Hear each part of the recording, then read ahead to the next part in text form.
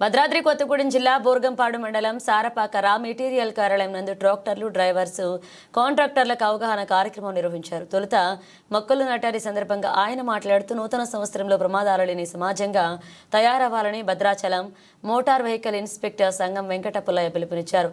తల్లి జన్మనిస్తుందని హెల్మెట్ పునర్జన్మనిస్తుందన్నారు. వాహనదారులు పాటించాల్సిన నియమ నిబంధనలు జాగ్రత్తగా వివరించారు. ప్రమాదంలో ఎవరైనా మృతి చెందితే ఆ కుటుంబం చాలా నష్టపోతుందని, అటువంటి ప్రమాదాలు జరగకుండా వాహనదారులు జాగ్రత్తలు పాటించాలన్నారు. భద్రాద్రి కొత్తగూడెం జిల్లా భద్రాచలం ఎంవీఐ గారు మోటార్ వెహికల్ ఇన్స్పెక్టర్ గారు సంఘం వెంకటపుల్లయ్య గారు ప్రస్తుతం మనతో ఉన్నారు. మనకి అమ్మ జన్మనిస్తుంది. ఏదైతే మనం భద్రత పాటిస్తామో అది ఆ యొక్క పరికరాలు ఏదైతే అన్నీ కూడా మనకి పునర్జన్మనిస్తుందని ఆయన ఒక స్లోగన్తో ముందుకు వెళ్తున్నారు.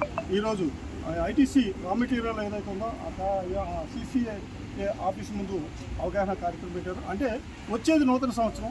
ఈ నూతన సంవత్సరంలో యువత జాగ్రత్తలు పాటించాలని, అలాగే వాహనదారులందరూ కూడా జాగ్రత్తలు పాటించి ఎటువంటి కూడా ప్రమాదం జరగకుండా వచ్చే సంవత్సరం 2025 ప్రారంభం కావాలని ఆశిస్తూ ఉన్నారు. ఇప్పుడు ఆయనతో మాట్లాడదాం. అసలు ఎందుకు పెట్టారు, వారు ఏం చెప్తారు, అంటే వాహనదారులకు ఎటువంటి సూచనలు చేస్తారో ఒకసారి తెలుసుకున్నాం. సార్ చెప్పండి. ఈ రోజున మనం ఐటీసీ సంబంధించిన లోకల్ ఏరియా యార్డ్లో ట్రాక్టర్ డ్రైవర్లకి మరియు ట్రాక్టర్ యజమానులకు కూడా రోడ్డు ప్రమాదాలు జరగకుండా ఏ విధంగా చిన్న చిన్న జాగ్రత్తలు తీసుకుంటే రోడ్డు ప్రమాదాల నుంచి మనం బయటపడవచ్చు.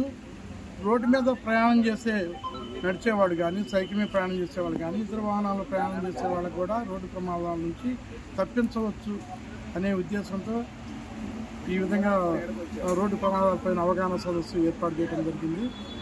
మనం అయితే సార్ ఇప్పుడు దీంతో పాటు మామూలుగా చిన్న వాహనాలు, పెద్ద వాహనాలు కూడా రోడ్డు మీద నడుస్తూ ఉన్నాయి.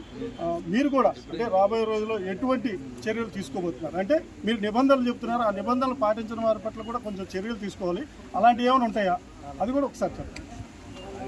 ఖచ్చితంగా మనం రోడ్డు మీద వాహనాలు నడిపేవాళ్ళు ప్రతి ఒక్కళ్ళు రోడ్డు ప్రమాదాలు జరగకుండా చూడాల్సిందే. దానికి ఒక చట్టం ఉంటుంది. చట్టానికి అతిక్రమించి నడిపితే ఖచ్చితంగా వాళ్ళపైన చర్యలు తీసుకోవడం జరుగుతుంది.